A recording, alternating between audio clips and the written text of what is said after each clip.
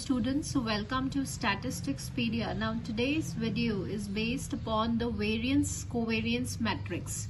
This is a matrix which is basically related to your covariance and variance. So let's have a review, let's recall that what do we mean by covariance basically.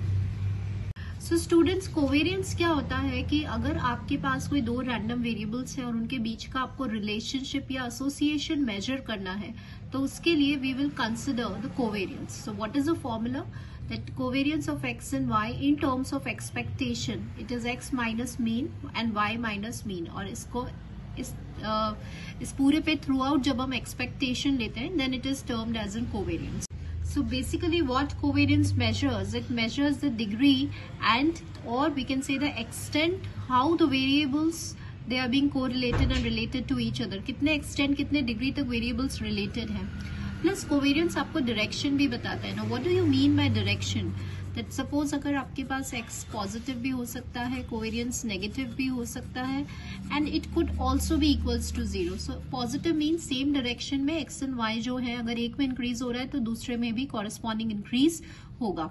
Negative मतलब they both the change takes place in the opposite direction. अगर x increase हो रहा है तो y decrease होगा.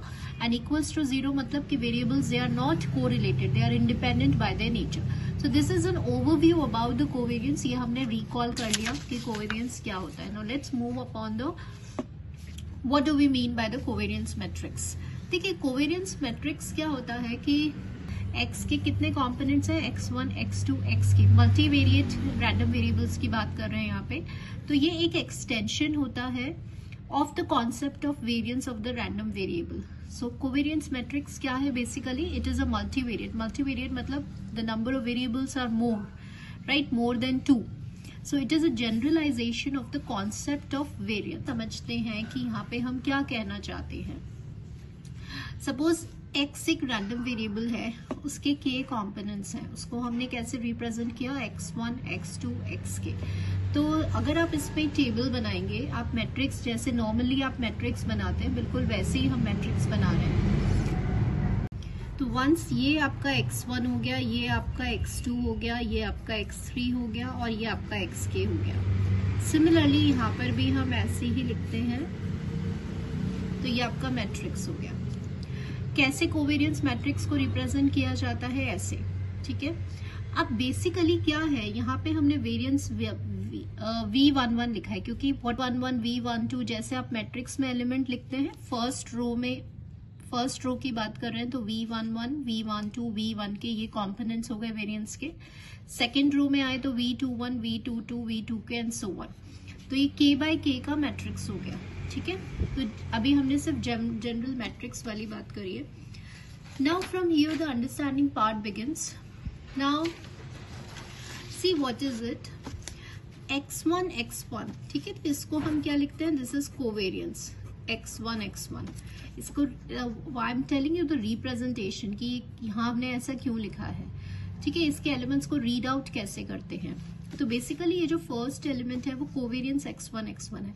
और आपको पता है जब सेम वेरिएबल्स होते हैं कोवेरियंस में तो वो हो जाता है आपका वेरियंस ऑफ x1. तो इसको मैट्रिक्स में आप कैसे लिखते हैं, V11. सपोज आपने यहाँ सेकेंड एलिमेंट है 1 एंड 2. ठीक है. तो आप इसको कैसे लिखेंगे, कोवेरियंस x1, x2. यही हो रहा है x1, x2. How it is represented, V12. Yes.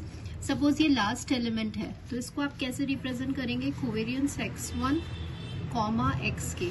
तो how it can be written, V1k. So I hope आपको ये रीड आउट करना आ गया होगा. And one thing I want to tell you students कि हमने यहाँ पे ऑब्जर्व किया कि जब आपके रैंडम वेरिएबल्स सेम होते हैं, this is a property for covariance. x1, x1 है तो वो क्या हो जाएगा, वेरियंस हो जाएगा. यस. अब जैसे V22 है, covariance of x2, x2 same है तो क्या हो जाएगा, this is variance of x2. तो हमें यहाँ पे क्या समझ में आ रहा है, सपोज अगर इस कोवेरियंस मैट्रिक्स को हमें जनरलाइज करना होगा तो कैसे करेंगे. If i is not equals to j, if i is not equals to j तब तो ये कैसे रीड आउट होगा, Vij मतलब ये मैट्रिक्स के एलिमेंट क्या हो जाएंगे, कोवेरियंस xi, xj. देखिए यहाँ पे यही हो रहा था, x1, x2, i and j are not equal तो ये क्या हो रहा था, कोवेरियंस हो रहा था V12. x1 x के v1 के, because i is not equals to j, जब एलिमेंट सेम नहीं है। अब यहाँ पे देखिए i is equals to j हो गया तो किसके इक्वल हो गया, वेरिएंस के इक्वल हो गया। तो this is what we want to understand कि यहाँ पे जो एलिमेंट्स हैं, if i is not equals to j, row and column के एलिमेंट्स जैसे v1 2 है, v2 k 2 1, vk1, then it is equals to covariance. But अगर i एंड j मतलब रो और कॉलम सेम है, जैसे यहाँ पर ये वाला 1 1 2 2, फिर नेक्स्ट 3 3 आएगा, फिर k आएगा, तो रो एंड कॉलम अगर सेम है तो वो क्या हो जाएगा, v ऑफ xi हो जाएगा, मतलब वेरियंस हो जाएगा। बेसिकली वो किसका फॉर्मूला बन जाएगा, वेरियंस का, that is covariance of xi, xi। So from this what we conclude that the diagonal elements, ये जो डायगोनल एलिमेंट्स हैं बेसिकली कोवेरियंस मैट्रिक्स के किसके इक्वल होते हैं, वेरियंस के इक्वल होते हैं। सी the diagonal entries of a covariance matrix, they are equal to the variance of the individual component of x। यही हमने यहाँ पे अभी समझा था। तो अगर हम v आते हैं, अगर आप पुणे हैदराबाद यूनिवर्सिटी का एंट्रेंस एग्जाम दे रहे हैं तो वहाँ पे समटाइम्स ये क्वेश्चन आ जाता है। तो उसके लिए बहुत, सपोज हम एक एग्जाम्पल लेते हैं, x इज अ 2 1, मतलब कि कैसा है, 2 रोज है और एक कॉलम है, ऐसे है ये x1 and this is x2, 2 by 1 with the components vx1 vx2 and covariance x1 x2। ये आपको components given है और हमें इसमें बनाना है टेबल। आपको पता है कि जो वेरिएंस ऑफ x1 है वो तो क्या हो जाएगा, लेट मी राइट, हम अपने एलिमेंट्स ऐसे लिखेंगे, we will write like this में, यस। अब हम टेबल बनाएंगे, v11 और v12 ये जो डायगोनल एलिमेंट्स हैं वो तो वेरिएंस ऑफ x1 हो गया एंड वेरिएंस ऑफ x2 हो गया। तो क्वेश्चन में क्या गिवन है, वेरिएंस ऑफ x1 3 है और वेरिएंस ऑफ x2 4 है। Now comes to this part. अब आपको पता है, what do you know about it, कि v12 बेसिकली कोवेरियंस है किसका, x1 एंड x2 का, और कोवेरियंस क्या गिवन है, 1। कि कुछ प्रॉपर्टीज होती हैं, क्या प्रॉपर्टीज होती हैं कि जो कोवेरियंस होता है वो सिमेट्रिक इन नेचर होता है। सिमेट्रिक मतलब x1 x2 और x2 x1 it is one and the same thing. तो इसकी भी वैल्यू, तो x2 x1 मतलब v21, तो v21 एंड v12 दोनों की वैल्यू कैसी होगी, 1।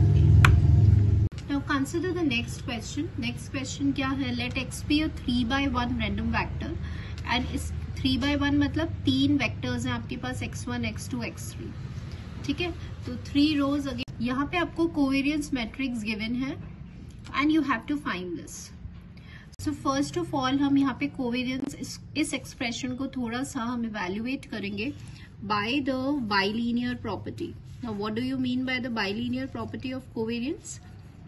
बाइलिनियर प्रॉपर्टी क्या होता है, इसको आप इससे ऑपरेट करेंगे तो यहाँ पे 3 कांस्टेंट है तो बाहर आ जाएगा, covariance of x1, x2, plus इसको इससे ऑपरेट करेंगे तो ये हो जाएगा 6, 3 2 ज़ा 6, covariance of x3 and x2।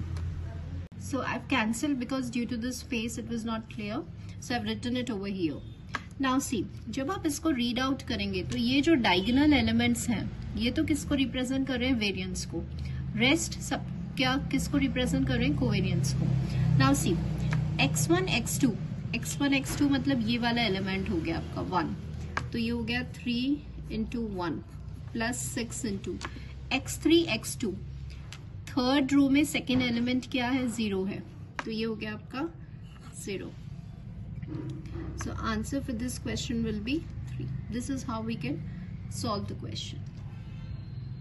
So this was all about the covariance matrix, and in some of the entrance exam like Pune University और हैदराबाद यूनिवर्सिटी, वहाँ पे एक बहुत ही जनरल एंड बेसिक सा क्वेश्चन आता है covariance matrix का sometimes, and it overview about the covariance matrix. So thank you all the students.